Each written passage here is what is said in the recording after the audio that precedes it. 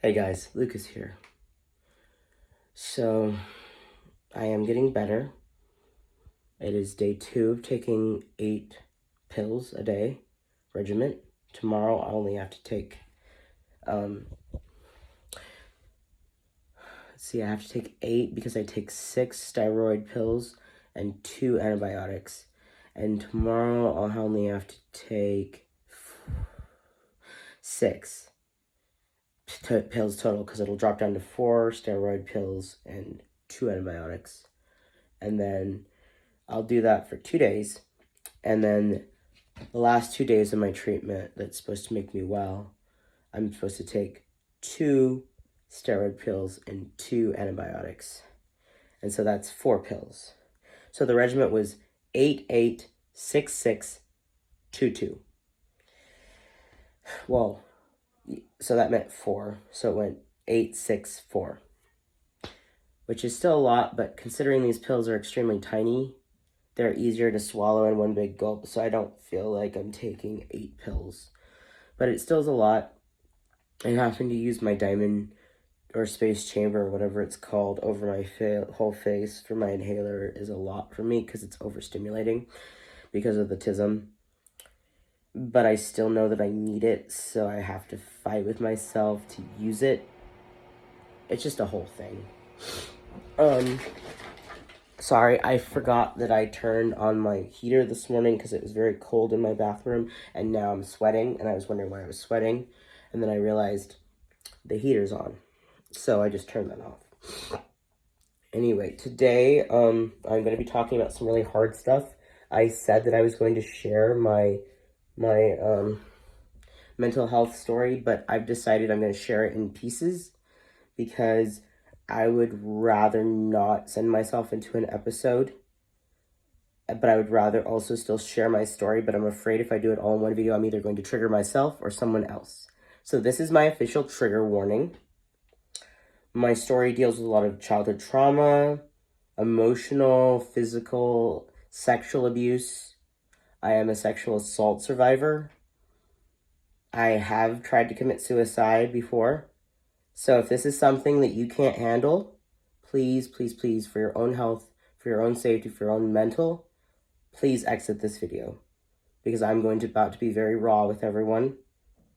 Because I feel like if I can be brave enough to tell you guys my story, so can other people. And maybe someone out there will heal by hearing me try to heal myself. I don't know, sorry.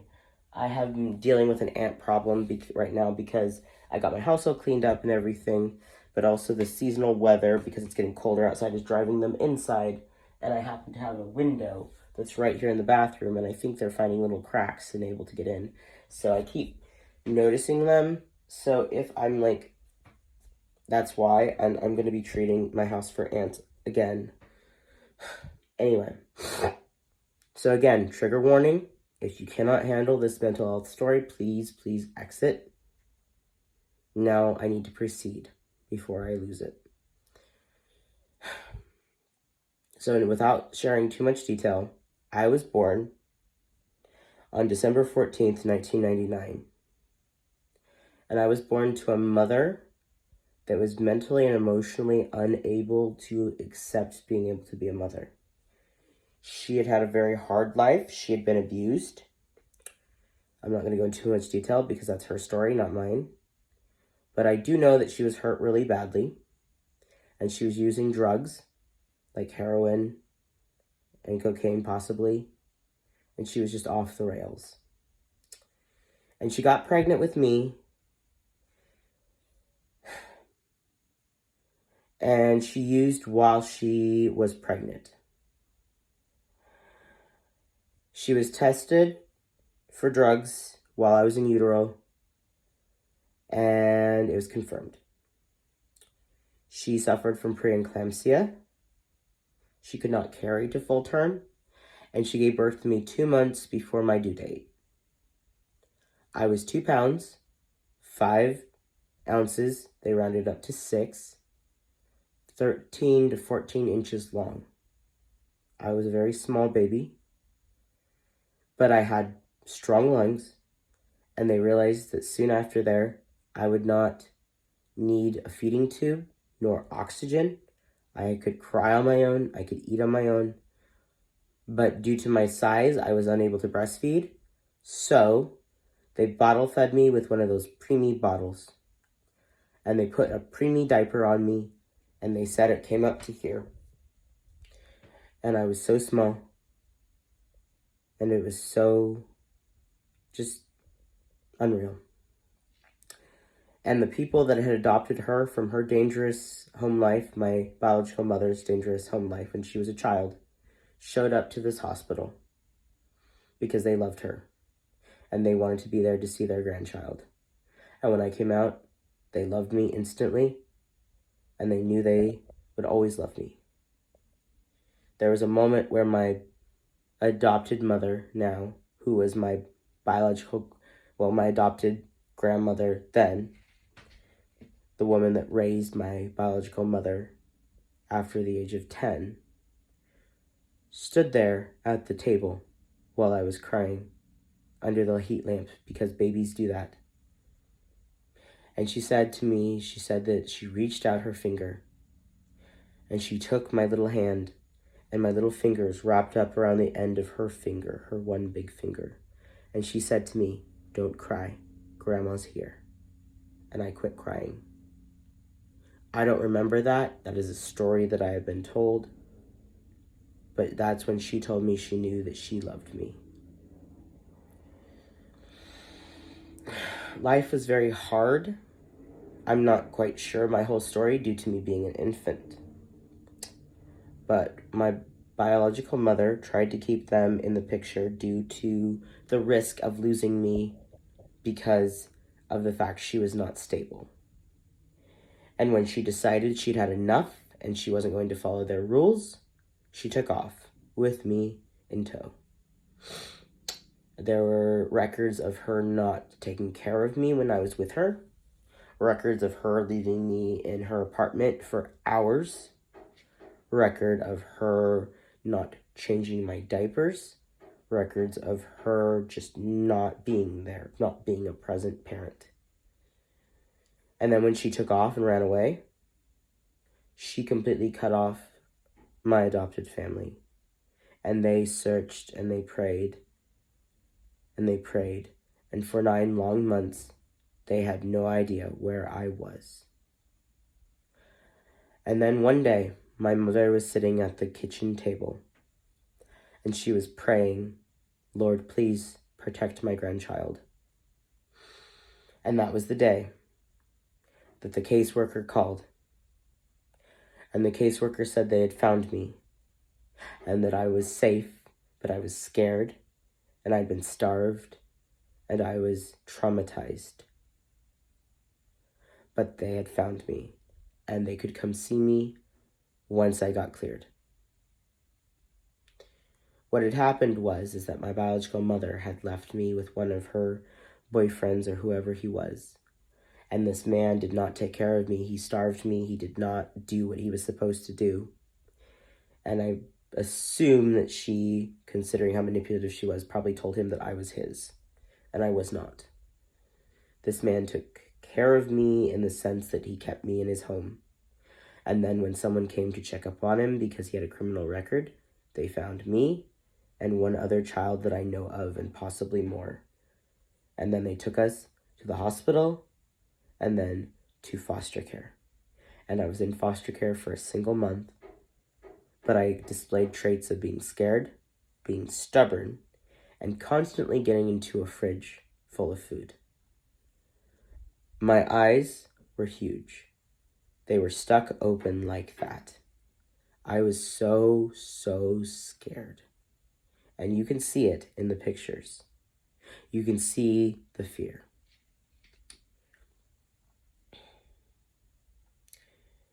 I remember the day that I came to live with my new family. I don't remember all of it, but I remember riding in the car with my foster mother to drop me off. I remember her telling me to be good.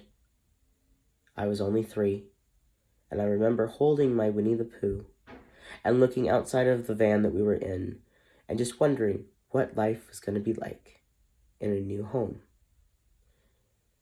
And then I met them, and I felt safe, but the one I was drawn to the most was my sister. I loved her so much. She was my hero, and I felt super safe with her. And I don't know why I chose her as my person, but I just felt comfortable because at the time, she was only 16 years old.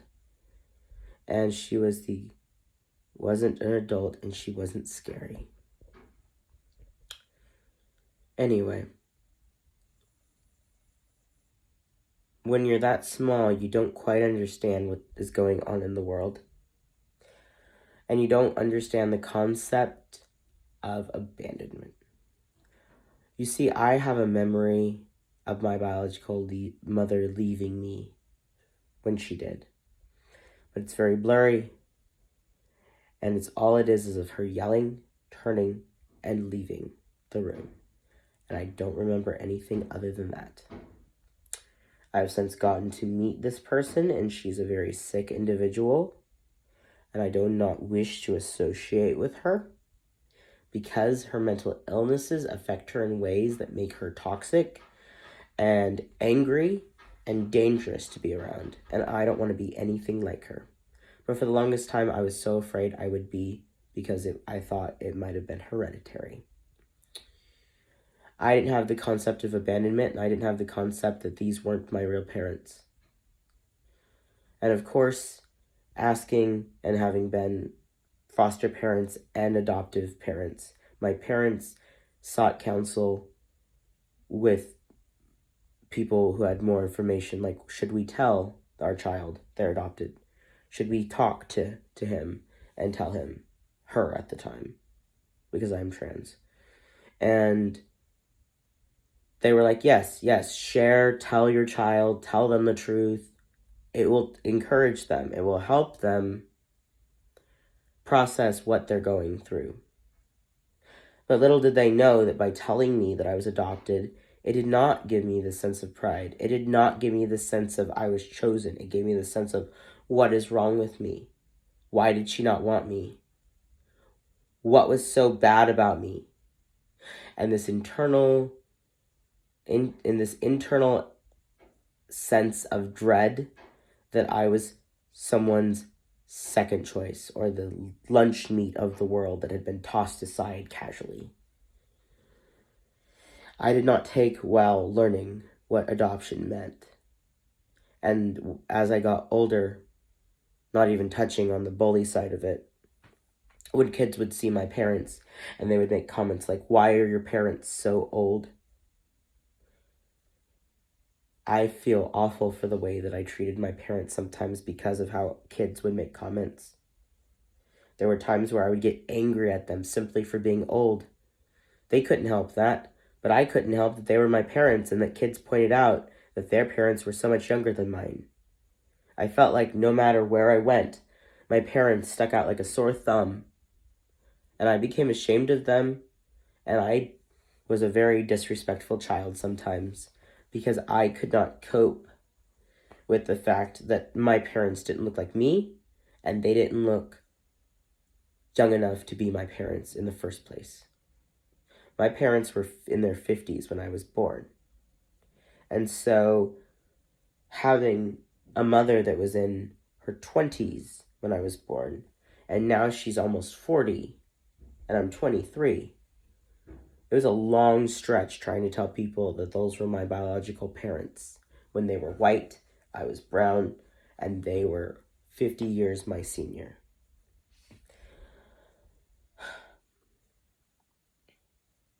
I wish I could go back and hug that child and tell them it's okay. You don't have to be embarrassed because all these kids are just hating on you for no reason. Another thing that I struggled with was my sexuality as a child. I think that I was abused. I have never had it confirmed. I have unfortunately been essayed as a middle schooler. But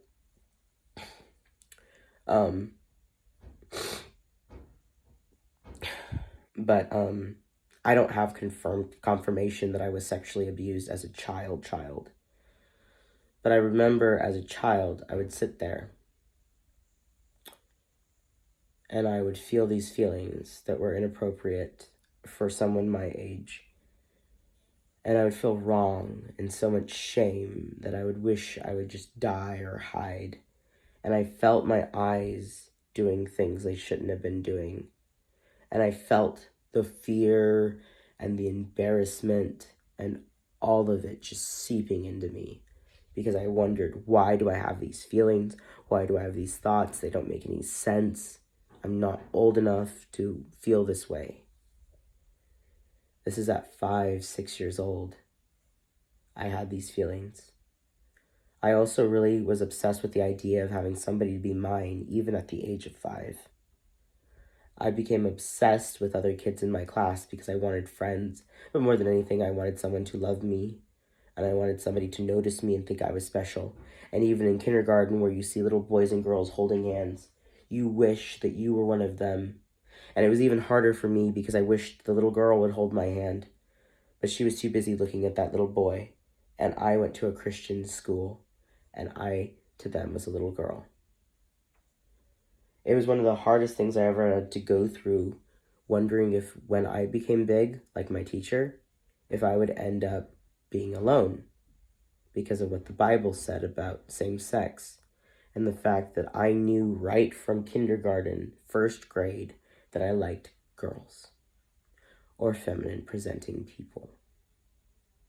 It scared the hell out of me, and I didn't even know what it was. It was extremely stressful, and I remember feeling embarrassed. I also dealt with feeling unattentive, not being able to focus on my schoolwork, holding my pencil wrong to the point where the teacher would come around and pick it up and take it out of my hand and put it back in my hand the right way. Thank goodness they weren't into ruler slapping when I was in school, because I would have had my hand beat from how badly I held my pencil, because that was the way that my brain would let me hold it. I would go into dreamland and I would fade out of existence, and then I would come back and I'd be in trouble because I could not focus. And most of my daydreams were about my classmates and wishing I had friends or wishing someone would have a crush on me. In 2nd grade, I ended up being homeschooled because I did not pass the test to get into 2nd grade in the private school, because I was scared of the teacher that was testing me. So I hyper-focused on that and flunked the test. But when I went home and my mom had me redo a similar test that had the same level because she had been a teacher for a while, I passed it and she didn't even help me a wink. I did it all myself. But it was just the environment that stressed me out and the person that made me afraid. And so it was just very hard for me to deal with. And so after that, 2008 becomes the Great Recession, and my dad gets laid off. And so we can afford my tuition for me to try to go into 3rd grade at this Christian school. And so they end up transferring me over to a public school where I live. And I start being exposed to more supposedly worldly things. And I am solidified in the identity that I like girls. And this is terrifying, because in 3rd grade was when I started maturing into an adult. I started getting body hair, and right around 9 years old, I started my period. The big red was terrifying, and I was the only person in elementary school that had it, it seemed. I was uncomfortable, I was cramping, I had these feelings, I was full of hormones. I don't know what induced me having a period so young, but it was a nightmare. And trying to control my feelings and emotions while being told that I needed to behave, and I needed to hold myself in, and I needed to buckle down and be strong, I felt like I was becoming unraveled. It was extremely hard for me to be okay with my existence. And that's only at 9 years old. I felt trapped in my own body, and in this body that just wanted to grow up without me while my brain was stuck being a kid. I think I need to take a break right now because this is very overwhelming for me. But this is part 1. And once I'm better, part 2 will come, and we'll pick up from where I left off. and I will be 9 years old. Thank you.